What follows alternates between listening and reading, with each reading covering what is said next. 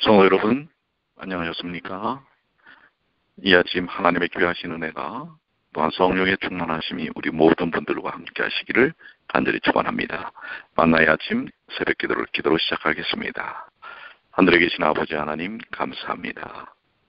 저에게 베푸신 매일 매 순간의 그 모든 생명과 은혜와 사랑과 축복을 오늘 이 아침에도 다시 한번 저희들 깊이 느끼고 또한 주님을 향하여 고백하게 하여 주시옵소서. 오늘도 말씀을 펼칩니다. 말씀 속에 생명이 있고 능력이 있음을 저희들 체험하도록 도와주시옵소서. 이 아침 성령의 단비를 촉촉히 내려주실 줄을 믿고 감사드리며 우리 주님 예수님의 이름으로 간절히 기도드리옵나이다. 아멘. 오늘 함께 나눌 말씀은 골로새서 3장 12절로 17절까지 있는 말씀입니다. 골로새서 3장 12절로 17절까지 말씀을 보겠습니다. 그러므로 너희는 하나님의 택하신 거룩하고 사랑하신 자처럼 공률과 자비와 겸손과 온유와 오래 참음을 옷 입고 누가 네게 혐의가 있거든 서로 용납하여 피차 용서하되 주께서 너희를 용서하신 것 같이 너희도 그리하고 이 모든 것 위에 사랑을 더하라. 이는 온전하게 매는 띠니라. 그리스도의 평강이 너희 마음을 주장하게 하라. 평강을 위하여 너희가 한 몸으로 부르심을 받았나니 또한 너희는 감사하는 자가 되라. 그리스도의 말씀이 너희 속에 풍성히 거하여 모든 지혜로 피차 가르치며 권면하고 지혜와 찬미와 신령과 노래를 부르며 마음의 감사함으로 하나님을 찬양하고 또 무엇을 하든지 말에나 일에나 다 주 예수의 이름으로 하고 그를 힘입어 하나님 아버지께 감사하라. 골로새서 3장 12절로 17절까지에 있는 말씀입니다. 우리가 그리스도인으로서 사는 삶의 모습, 그리스도인이 개발해야 할 진정한 삶의 모습들을 오늘 말씀하고 계십니다. 12절의 말씀에는 참 우리가 생각해야 될 부분들이 많이 있죠. 그러므로 너희는 하나님의 택하신 거룩하고 사랑하신 자처럼, 여기 택하신 거룩하고 사랑하신 자처럼이라는 말씀은 하나님의 선택의 진리에 대해서 말씀하고 있습니다. 선택의 가치는 하나님의 특별한 사랑에 있다고 말할 수 있습니다. 천하 만민 가운데서 하나님의 선택함을 받은 성도들은 그분의 특별한 사랑을 받은 사람들입니다. 하나님께서 모든 사람을 선택하였지만은 그러나 그 선택을 받아들인 자만이 또한 그 선택의 의미가 있는 것입니다. 그래서 믿음을 통하여 하나님을 믿는 이들은 하나님의 특별한 선택의 축복을 받은 사람들입니다. 거기에 선택의 가치가 있습니다. 선택에는 목적과 증거가 있는데 그것은 거룩함이라고 하는 것입니다. 하나님께서는 죄인들을 죄로부터 건져내시고 그 죄들을 씻어 깨끗게 하시기 위하여 그들을 선택하셨습니다. 에베소 1장 4절에 창세전에 그리스도 안에서 우리를 택하사 우리로 사랑 안에서 그 안에 거룩하고 흠이 없게 하시려고 하고 말씀하고 계십니다. 성도들은 예수 그리스도를 통하여 선택되어지고 거룩하여진 자입니다. 고린도전서 1장 2절에 고린도에 있는 하나님의 교회 곧 그리스도 예수 안에서 거룩하여지고 성도라 부르심을 입은 자들과 라고 말씀하고 있습니다. 그러므로 사람이 죄와 불신앙 가운데 사는 것은 그야말로 죽음과 죄의 형벌 속에 있는 것이지만 죄를 회개하고 하나님과 예수 그리스도를 믿고 거룩하고 선한 삶을 선택하는 것은 바로 하나님의 선택을 받은 증거인 것입니다. 여기 긍휼과 자비와라고 말씀을 하고 계시는데요.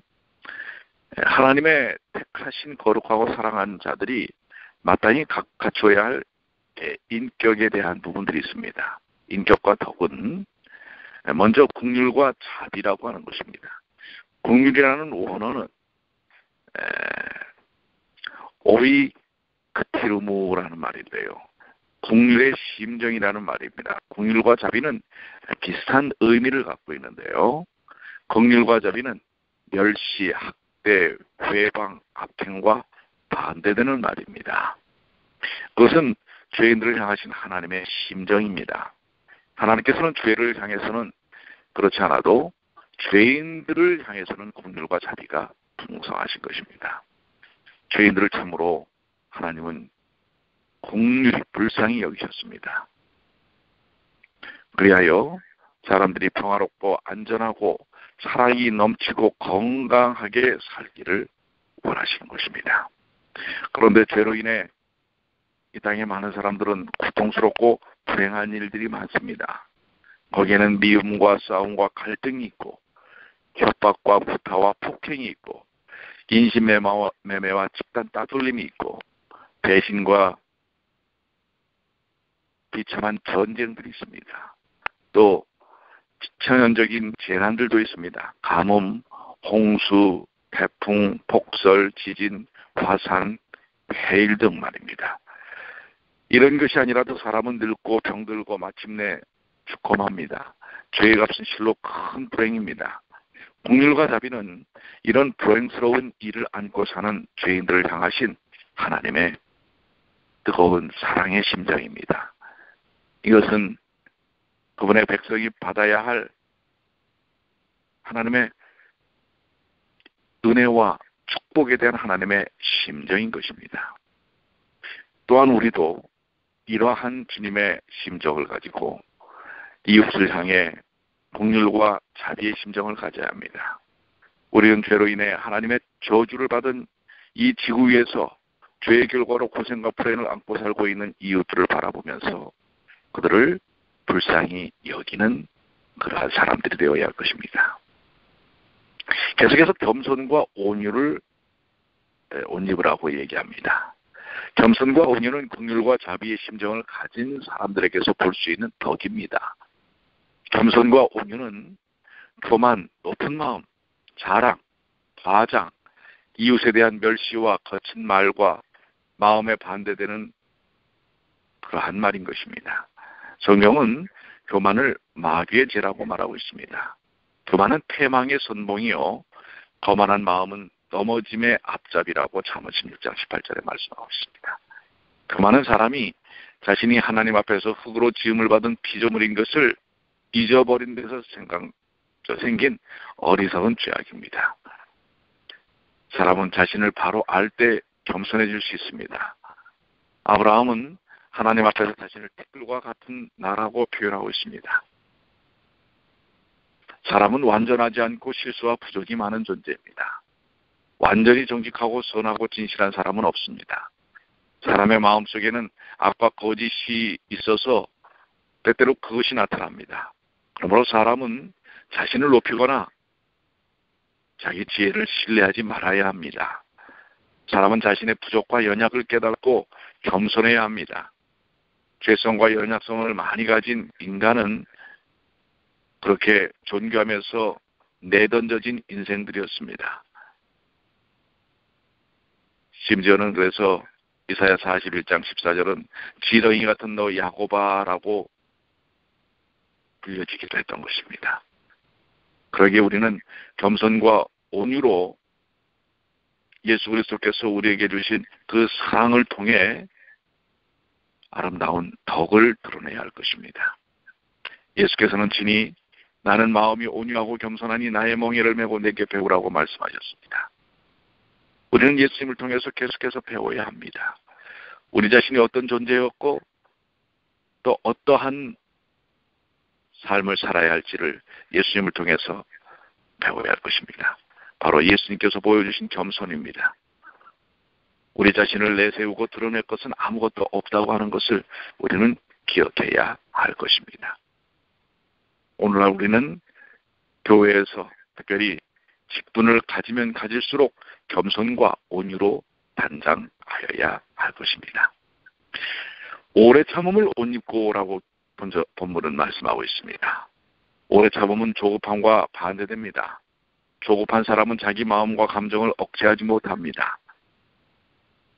절제심이 상실되고 쉽게 성을 내고 오해와 잘못된 판단을 하게 됩니다.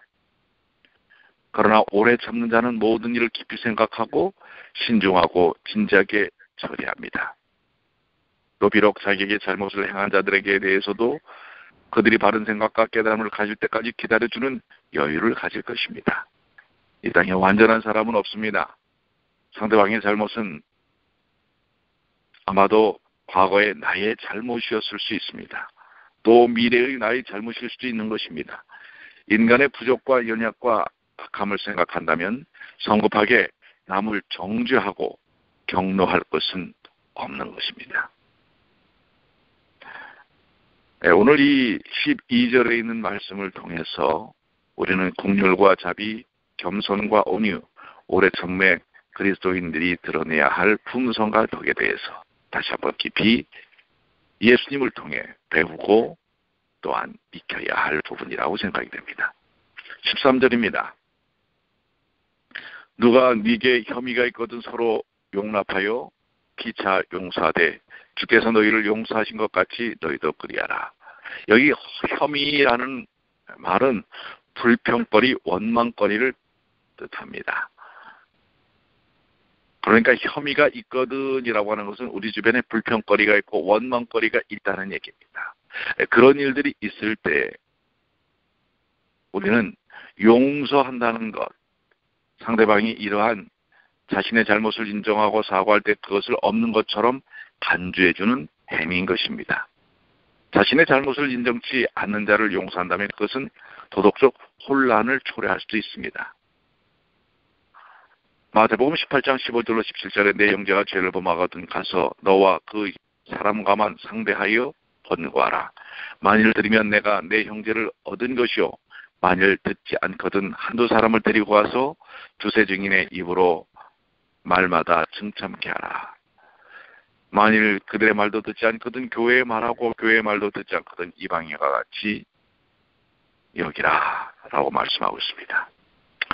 서로 용납하고 피차 용서하는 것은 긍휼과 자비 그리고 오래 참음에서만 나올 수 있습니다.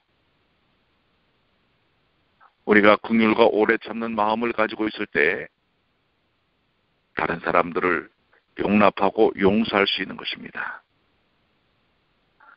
이것은 이 땅에 있는 모든 사람들이 다 부족하고 불완전하기 때문에 이런저런 실수와 잘못을 범할 수 있기 때문에 그렇습니다.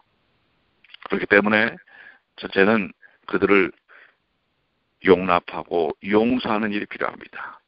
둘째는 그러한 문제, 혐의를 갖고 있는 사람들은 자신의 죄를 고백하고 인정하는 일이 또한 필요한 것입니다. 우리 주님께서는 십자가에서 바로 이 일에 대한 온전한 모본을 보여주셨습니다. 이 땅에 있는 모든 죄인들의 죄를, 혐의를 다 용서하신 것입니다. 오늘 그것을 우리가 받아들이는 일이 얼마나 중요한 것인지를 다시 한번 깊이 생각해 봐야 할 것입니다. 바로 주께서 너희를 용서하신 것과 같이 너희도 그리하라. 우리는 십자가에서 이미 용서를 받은 사람들입니다. 그런 것처럼 우리의 가족과 이웃의 잘못과 문제들에 대하여 용서하는 일이 필요합니다. 용서는 사랑의 첫걸음이요 기초입니다. 용서 없이는 서로 사랑하는 것이 불가능합니다. 왜냐하면 우리는 늘 부족이 많은 사람이기 때문에 그렇습니다. 하나님의 사랑이 용서로 표현되었듯이 우리의 사랑도 용서로 표현되고 증거되어야 할 것입니다. 요한복음 13장에 증거된 대로 주께서 마지막 유월절 식사를 하신 후 제자들의 발을 씻어주셨습니다. 예수님의 제자들의 발을 씻어주신 것은 단순히 봉사의 정신을 가르치시기 위함이 아니죠. 이것은 바로 십자가에서 우리를 용서하신 거듭남을 물과 성령으로 거듭남을 다시금 보여주는 것입니다. 서로를 진심으로 용서함으로써 참된 사랑의 공동체를 또한 이루라는 뜻이 내포되어 있는 것입니다. 그래서 주께서는 제자들의 발을 씻겨주신 후 서로 사랑하라는 세 계명을 주셨던 것입니다. 14절에 이 모든 것 위에 사랑을 더하라. 이는 온전하게 매는 띠니라. 사랑의 중요성, 사랑의 완전성은 아마 설명이 불필요할 정도일 것입니다. 주님께서는 우리의 윤리적 강령인 십계명을 사랑이라는 말로 요약하셨습니다. 즉 인간의 마땅한 도리는 첫째로 하나님을 마음을 다하고 성품을 다하고 힘을 다하여 사랑하는 것이요, 둘째로 이웃을 자기 몸과 같이 사랑하는 것이라고 말씀하셨습니다. 또 주께서는 제자들의 상호간의 삶의 지침을 한마디로 서로 사랑하라는 세 계명으로 표현하셨습니다. 이러한 우리의 용서, 또 삶의 품성의 여러 가지 덕들, 공률과 자비와 겸손과 온유와 오래 참음, 이 모든 것들이 바로 사랑에 의해서 이루어진다고 하는 사실을 이야기하고 있는 것입니다. 사랑이 없이는 공률도 자비도 겸손도 온유도 오래 참음도 용서도 없는 것입니다. 오늘 우리를 향하여 근본이신, 삶의 근본의 도리인 사랑을 보여주신 주님을 보시길 바랍니다. 이게 바로 온전하게 매는 띠라고 얘기합니다. 온전하게 매는 이라는 원어는 텔레이오 테토스라는 말인데요, 완전함이라는 것입니다. 사랑이 완전함의 띠라는 말, 사랑 자체가 우리가 그것을 단정해야 할 완전한 덕이라는 것을 의미할 뿐만 아니라 또한 사랑을 통해 완전한 일치가 가능하다는 것을 의미합니다. 용서로 표현되는 사랑만이 교회가 내적으로 일치를 이룰 수 있는 유일한 길입니다. 우리가 교회에서 하나 됩시다, 하나 됩시다 말을 많이 합니다. 그런데 하나가 되지 않지요. 왜 그렇습니까? 사랑으로 다른 사람을 용납하지 않기 때문에 그렇습니다. 용서하지 않기 때문에 그렇습니다. 내 생각을 그대로 갖고 있으면서 하나 되기는 어려운 것입니다. 내 생각이 아무리 옳아도 내 생각 가운데 갇혀 있으면 하나 되기는 어려운 것입니다. 예수님은 우주의 왕이시지만 인성을 쓰시고 이 땅에 오셨습니다. 그것은 자신을 내어주지 않으면 안 되셨기 때문에 그렇습니다. 내어주셨을 때만이 온 인류를 구원으로 묶으실 수 있었던 것입니다. 오늘 우리도 마찬가지입니다. 사랑으로 내 자신을 내어주지 않으면 내가 아무리 옳다고 여기는 생각도, 태도도 내어놓지 않고는, 내려놓지 않고는 다른 사람을 품을 수가 없는 것입니다. 오늘 혹시 정의와 올바름과 뜻이라는 것에 의해서 내 생각을 앞세웠던 경우들이 있습니까? 그것을 내세워서는 결코 하나 되기 어렵다는 사실입니다. 그러다 그래서 죄에 야합하고 타협하라는 얘기가 아니지요. 사랑을 가지고 내 자신을 내려놓을 때만 우리는 하나됨의 경험을 가질 수 있는 것입니다. 그리스도의 평강이 15절입니다. 너희 마음을 주장하게 하라. 평강을 위하여 너희가 한 몸으로 부르심을 받았나니 또한 너희는 감사한 자가 되라. 그렇죠. 주님께서 주시는 평강으로 우리 마음을 가득 채우는 일이 필요한 것입니다. 그럴 때 우리는 감사가 넘치는 것입니다. 16절과 17절입니다. 그리스도의 말씀이 너희 속에 풍성하게 거하여 또 무엇을 하든지 말에나 일에나 다 주 예수의 이름으로 하고 그를 힘입어 하나님 아버지께 감사하라. 1년에 앞에 나와 있는 모든 말씀이 이 17절의 말씀으로 결론되어집니다. 무엇을 하든지 말에나 일에나 다 주의 이름으로 하고 그를 힘입어 하나님 아버지께 감사하라. 우리가 무슨 일을 하든지 그것은 주의 이름으로 해야 됩니다. 내 이름으로 하는 게 아닙니다. 우리의 이름으로 하는 게 아닙니다. 예수님의 이름으로 하고 또 그분의 힘으로 해야 한다는 사실입니다. 말도 그렇고요, 일도 그렇습니다. 우리는 때때로 하나님의 일을 하면서 인간의 말을 하고 인간의 일을 하고 인간의 방식대로 할 때가 많습니다. 우리는 이제 오늘 27절에 있는 말씀처럼 주의 이름으로 주의 말을 하고 주의 일을 하는, 그리고 주님의 능력으로 힘으로 그 일을 함으로써 또 그 결과에 대하여 하나님께 감사를 드러내는 주님의 귀한 자녀들이 되시길 바랍니다. 우리는 주 안에서, 즉 주 예수 그리스도 때문에, 그분의 의 때문에 항상 기뻐하고 범사에 감사할 수 있습니다. 그리스도인의 신앙생활은 예수 그리스도 중심입니다. 우리는 그분의 대속사역 때문에, 그분의 의 때문에 힘을 얻고 기쁨과 담력을 얻는 것입니다. 우리의 감사의 이유는 바로 예수 그리스도의 사랑과 의, 그분의 구원입니다.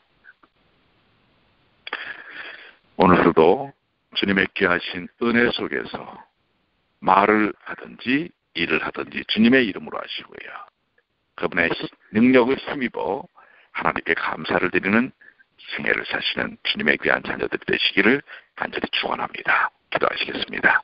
아버지 하나님, 오늘 저희들이 수많은 말들을 할 것입니다.